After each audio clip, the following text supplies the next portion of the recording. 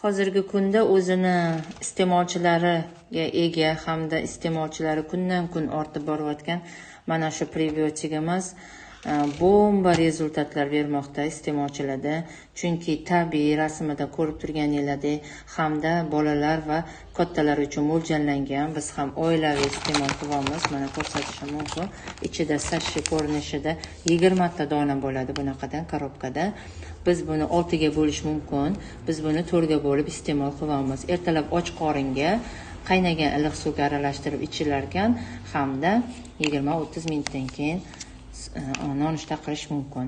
Biz ham xuddi shunaqa qilib iste'mol qilamiz. Hozir boshladik mana, bugun 3-kuni. Bemalol farzandinglar bilan oilaviy iste'mol qilishingiz mumkin. Kishechniklarni tozalarkan, immunitetni ko'tararkan, hamda bolalarda gijja to'kib berarkan.